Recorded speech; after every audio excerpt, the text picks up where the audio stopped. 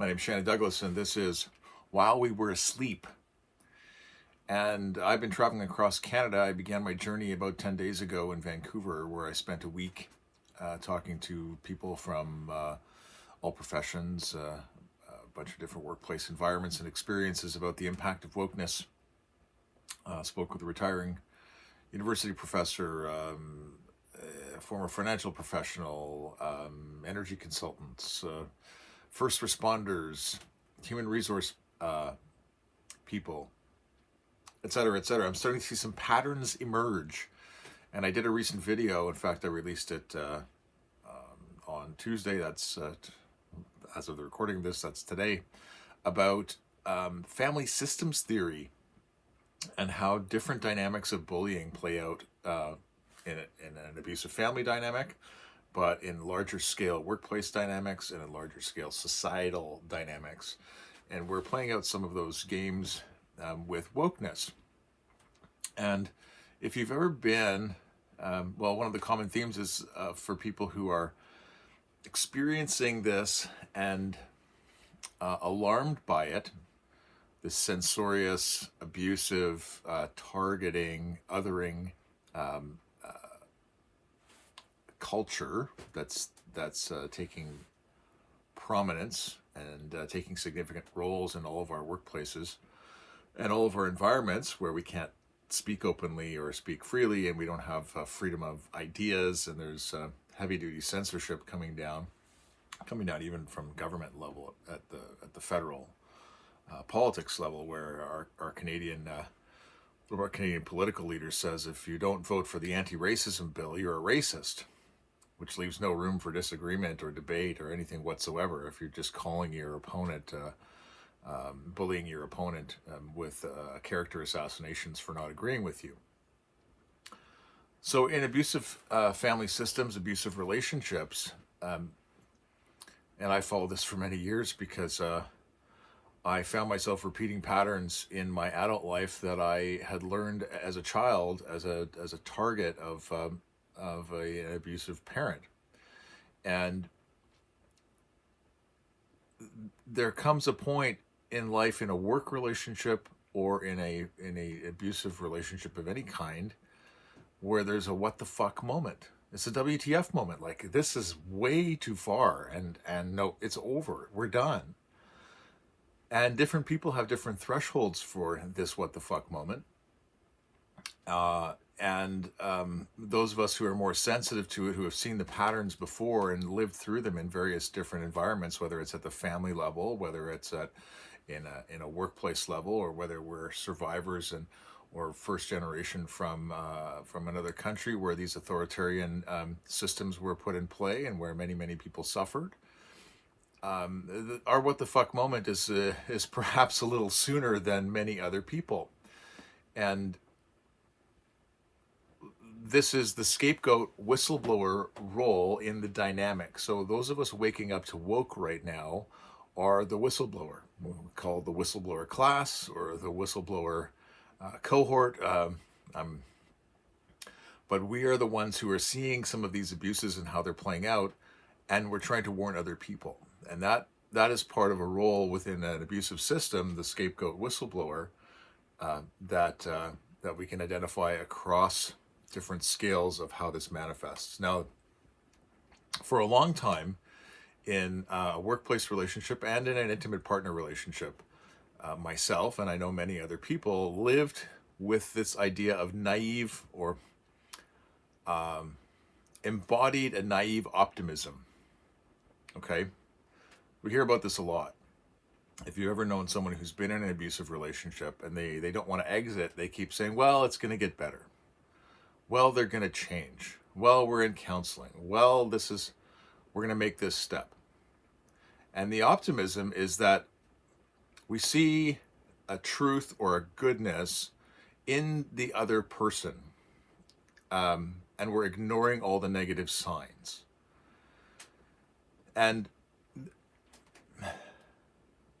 so other cohorts of this abuse dynamic, perhaps some of the lost children, or perhaps even some of the enablers, The sort of golden groups or the special groups of the chosen are going along thinking, well, this isn't that bad. They're making excuses for it, making adjustments for it. I spoke with somebody, and both he and his wife, who work in different environments, are dealing with wokeness, and they just say, well, you kind of can't talk about that. But that's not too bad. So they're making a bit of an excuse, not recognizing how bad things are getting. And I think that the what the fuck moment for all of this wokeness is what's happening to kids who are swept up in the woke gender ideology. The fact that we are, and this is emotive language, this is heavily charged, and not a lot of people are comfortable with this kind of language, but we are in a society right now where thousands of children are being swept up in an ideology, a belief that gender is separate from the body. It's a belief that we've never had as human beings before. It was an emergent idea in the 1960s put forward by a rather dangerous individual by the name of John Money. He was a so-called pioneer in gender medicine, and he put forward the idea that gender is a social construction.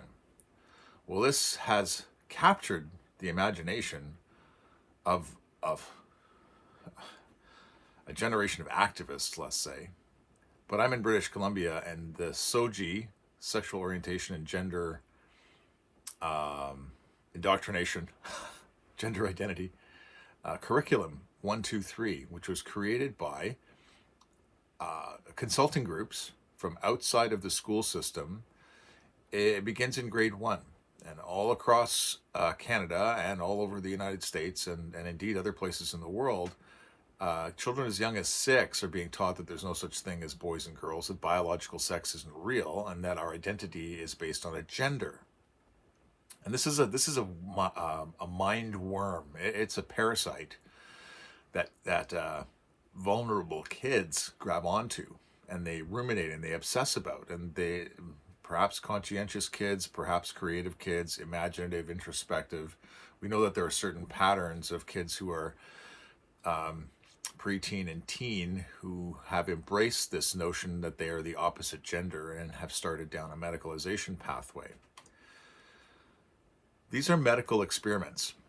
There's no other way to describe it. We don't have long-term studies of the effect of these medical interventions for gender dysphoria, which is a belief or an obsession or a rumination that one may be in the wrong body. And we're giving kids puberty blockers. These puberty blockers are extremely costly. The Lupron, made by a pharmaceutical company in the United States, puberty blocker, depending how it's administered, is $20,000 to $40,000 US per year per child. They say follow the money. Testosterone is, from a long-term perspective, for cross sex transition, is harmful. There's no other way to put it. It's an alien hormone in the quantities that it's delivered in. It changes the voice. Women will grow, redistribute body fat, and it increases substantial risk of things like diabetes and heart attack, and it changes the emotional sort of regulation, the biochemistry or neurochemistry of the body, so that there are reports of women having testosterone rages and uncontrollable emotions that they're unaccustomed to, and then the long-term testosterone use creates serious health complications, increases risk of heart attack, of diabetes, it causes uterine atrophy and the atrophy of reproductive organs where they may need to be surgically removed. These things are painful processes and painful experiences, and so what we're doing without long-term studies, without long-term health studies, without tracking any of these kids that are going to Planned Parenthood in the States and in 20 minutes getting a prescription for testosterone, or in Canada where it's happening, puberty blocker assessments are being done at a first visit to a gender clinic. The blood tests, oh, you're a good candidate for blockers, and et cetera, et cetera. These are medical experiments, and the side effects of puberty blockers are starting to be talked about, where the narrative was saying, they're perfectly fine, they're fully reversible. Well, these things stop a child's growth. They're very serious interventions. In medical interventions, they compromise bone density through growth, and there are now seem to be medical reports coming out that they may decrease IQ and affect brain development and long-term formulation. If you think a child of 9 or 10 or 11, 12 who's being given puberty blockers, they only have half a brain. This is what we used to tell our kids growing up. Like, you're 14, your top layer of your brain is not formed for another 10 years. You have half a brain. And so kids can't understand the consequences of these things. They're being affirmed through a process. We're doing medical experiments that are resulting in elective surgeries and leading down the path to, for young women, for double mastectomies and ending up being sterilized. So the short is that we're doing medical experiments on children leading to sterilization and the removal of healthy body parts. We're doing that now today in Canada. And it's not in small numbers that you would think, oh, this is an exceptional case. In 2014, according to a recent article published in Ontario, an interview with the head of the gender clinic, CHEO, Children's Hospital of Eastern Ontario, there were about 12 cases presented of children with gender dysphoria. And the numbers in 2021 are between 200 and 250. So that's almost a 2,000% reported increase in this phenomenon. Where is it coming from? Well, it's being indoctrinated. Okay, kids are being taught this in school, and it's being affirmed online, or kids are learning it online and it's being affirmed at school. It's a complex, interwoven